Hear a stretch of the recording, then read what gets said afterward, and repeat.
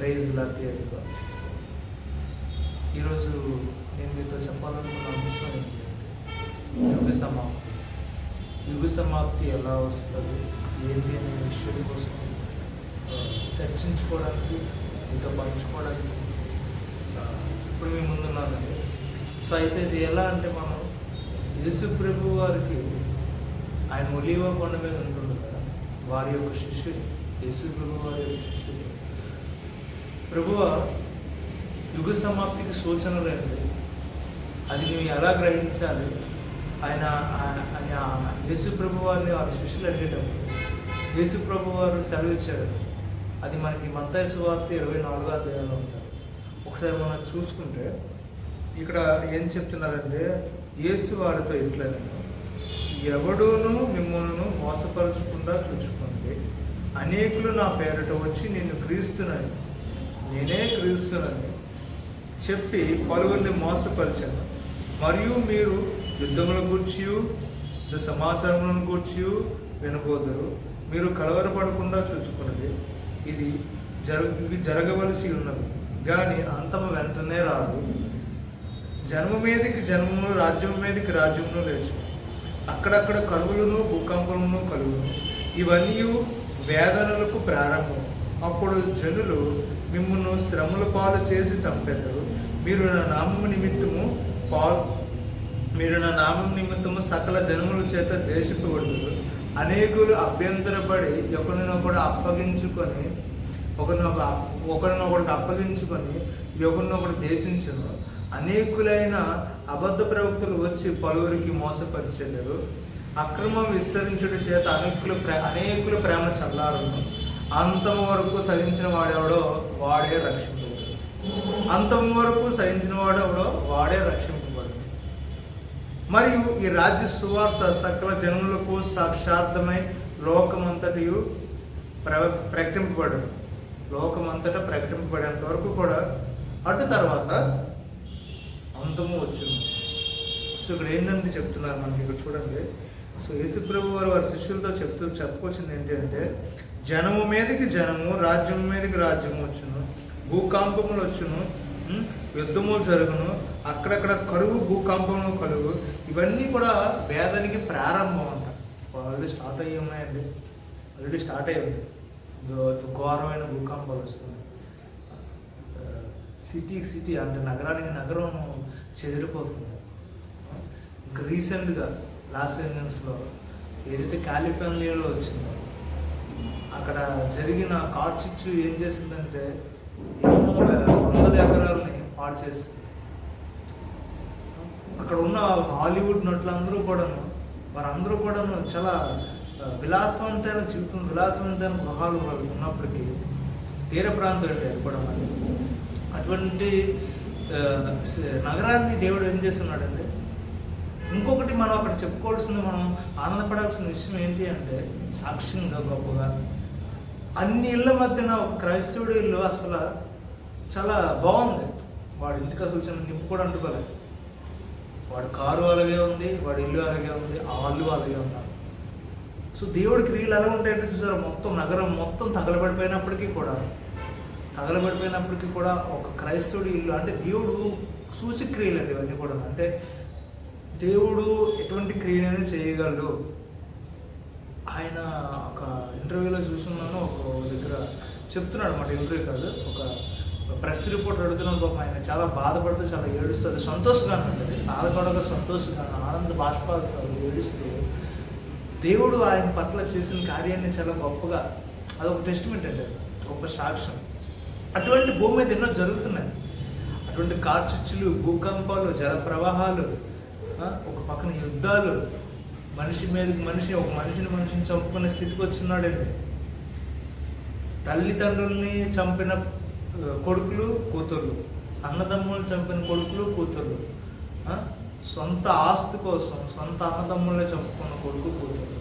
రీసెంట్గా చూసాను, ఒక ఆడబిడ్డ, వారి యొక్క ఇద్దరు అన్నదమ్ములు, ఇద్దరు కూడా అన్నయ్యలు, తమ్ముళ్ళు నాకు తెలియదు. సో ఇద్దరు బ్రదర్స్ని కూడా కేవలం ఆస్తి కోసం, అందులో కూడా కానిస్టేబుల్ కేవలం ఆస్తి కోసం చంపేశారు, పక్క ప్రణాళిక చంపేశారు. సో అటువంటి స్థితిలో ఉన్నాం. ఇటువంటి స్థితిలో ఉన్నాం. సో దేవుడు ఇదంతా కూడా ఏంటంటే వేదానికి ప్రారంభమని చెప్తున్నాడు అనమాట. సో దీని తర్వాత ఏం చెప్తున్నాడంట, అబద్ధ ప్రవక్తలు వస్తారు భూమి మీదకి, నేనే క్రీస్తునని చెప్పి చాలామంది వస్తారు. అంటే యేసు పేరు చెప్పుకొని చాలామంది వచ్చి ఇక్కడ ఏం చేస్తున్నారండి, అనేకులు అభ్యంతరపడి ఒకరిని కూడా అప్పగించుకొని ద్వేషిస్తారు. అంటే క్రైస్తవుల్లో కూడా సంఘ సేవకుల్లో కూడా కొంతమంది ఏం చేస్తున్నారంటే ఒకరినొకరు దూషించుకొని ఒకరినొకరు ఇచ్చేసేసుకొని పాపం ఒకరు స్వార్థ ప్రకటించవలసిన వ్యక్తులు సంఘానికి లోకానికి ఏం చెప్పబోతున్నారు అనేది దేవుడికే తెలియదు. సో అటువంటి స్థితిలో ఉన్నదండి. ఒకరినొకరు దూషించుకొని ఒకరినొకరు పగలు ప్రతీకాలు చేసేసుకొని మొత్తానికి అసలు ఏం జరుగుతుందంటే భూమి మీద చాలా అల్లర్లు నడుస్తున్నాయండి. అల్లర్లు నడుస్తున్నప్పుడు భూమి మీదకి మనం ఏం చెప్పగలుగుతాం? ఇలాంటివన్నీ జరుగుతున్నాయి. దేవుడు ఆల్రెడీ ఎప్పుడో 2024 సంవత్సరాల క్రితమే చెప్పుకున్నాడు. 2024 సంవత్సరాల క్రితమే దేవుడు మనకి చెప్పున్నాడు, ఇలా జరుగుతుంది. ఇవన్నీ కూడా so and so are all the signs for the second coming, signs for the యుగ సమాప్తి అని చెప్తున్నాడు. దాని తర్వాత ఇంకోటి ఏం చెప్తున్నాడంటే, అనేకైన అబద్ధ ప్రవక్తలు వచ్చి పలువురిని మోసపరిచేదారు, అక్రమం విస్తరించడం చేత అనేకులు ప్రేమ చల్లారిపోదు. అంటే కొంతమంది ఇప్పుడు ఏం చేస్తున్నారంటే, కొంతమంది దేవుడు నమ్ముకొని బయటకు వెళ్ళిపోయిన వ్యక్తులు కొంతమంది ఏం చేస్తున్నారంటే దేవుడి పైన బురద చల్లడం, బైబిల్ పైన బురద చల్లడం, బైబిల్ పైన విమర్శలు చేయడం, ఇవన్నీ చేయడం వల్ల విశ్వాసులు అంటే అల్ప విశ్వాసులు, ఇంకా అప్పుడప్పుడే వచ్చిన విశ్వాసులు, ఇంకా పూర్తిగా దేవుడి కోసం తెలియని విశ్వాసులు, దేవుడి పైన ఆసక్తితో వచ్చిన విశ్వాసులు, దేవుడి పైన భయంతో ఉన్న విశ్వాసులు అందరూ కూడా చెదిరిపోవడానికి అవకాశాలు ఉన్నాయండి. ఎవరి వల్ల? అక్రమం విస్తరించడం ద్వారా అనేకులు ప్రేమ చల్లారు. వారిలో ఒక క్వశ్చన్ మార్క్ వచ్చేస్తుంది, అవునా జరుగుతుందా? ఇక్కడ మనకి ఫస్ట్ థింగ్ ఏంటంటే ఇక్కడ క్లారిటీ లేదు. మనకి ఈ క్లారిటీ లేకుండా మనం అక్కడికి వెళ్ళిపోతాం. సో దానివల్ల మనకి చాలా తప్పు జరుగుతుంది. మనకి కంప్లీట్గా ఏదైనా తెలిస్తే అంగీకరించాలి, తెలియకపోతే ఆగి దానికోసం కంప్లీట్గా తెలుసుకోవాలి, తర్వాత దానికోసం మాట్లాడాలి. అంతే తప్ప ఊరికనే దేన్ని కూడా దూషించుకోవాలి. అనేకుల అక్రమం చేత ప్రేమ చల్లారునంట, అనేకులు ప్రేమ చల్లారునంట. సో అంతవరకు సహించిన వాడు మాత్రమే, అంతం వరకు కూడా సహించిన వాడు మాత్రమే రక్షింపబడును. ఎన్నో జరుగుతాయండి ఈ మధ్యలో. కొంతమంది క్రైస్తవం దూషిస్తారు, ఆల్రెడీ స్టార్ట్ అయింది. క్రైస్తవం దూషిస్తారు, క్రిస్టియన్స్ అనగానే కొట్టడం స్టార్ట్ చేస్తారు, ఇష్టం వచ్చినట్టు మాట్లాడతారు, నోటికి ఏమొస్తుంది మాట్లాడతారు. అవన్నీ జరుగుతున్నాయి ఆల్రెడీ స్టార్టింగ్ అయిపోయింది ఇదంతా కూడా. ఆల్రెడీ కొన్ని రీసెంట్గా మనం ఇండియాలోనే గత సంవత్సరం కాకుండా గత 2-3 సంవత్సరాలుగా చోట విపరీతమైన అల్లర్లు, విపరీతమైన రక్తపాతం, విపరీతమైన దూషణ, విపరీతమైన చాలా ఘోరమైన కాదు జరిగింది. లేడీస్ని అయితే ఘోరంగా ఇంకా చాలామందిని చంపేసి, చెల్లెలను చంపేసి ప్రభుత్వం కూడా పట్టించుకునే పరిస్థితి, ప్రభుత్వాలు కూడా కొన్నిసార్లు వ్యతిరేకంగా ఉన్న స్థితి, అటువంటి స్థితిలో మనం ఉన్నాం. సో ఇవన్నీ కూడా సూచనలే. ఇక్కడ మనకి ఇక్కడ మాట చెప్పున్నారు, అప్పుడు జనులు మిమ్మల్ని శ్రమలు పాలు చేసి చంపేదరు, మీరు నా నామము నిమిత్తము సకల జన్మల చేత దేశింపబడదు. జరుగుతుంది, దేశింపబడదు. ఇవన్నీ జరిగిన తర్వాత అయితే దేవుడు రాకడ ఎప్పుడు ఉంటుంది అంటే, ఎప్పుడు యుగ సమాప్తి అవుతుంది అంటే, ఇక్కడ మనం ఒక మాట చూసుకుంటే, ఈ రాజ్య సువార్త సకల జన్మలకు సాక్షార్థమే లోకమంతటను ప్రకటింపబడును, అటు తర్వాత అంతం వచ్చింది. అంటే సువార్త ప్రకటించడం క్రైస్తవుని యొక్క ప్రాథమిక బాధ్యత. ఎందుకు క్రైస్తవునిగా మనం ఏం చేస్తున్నాం?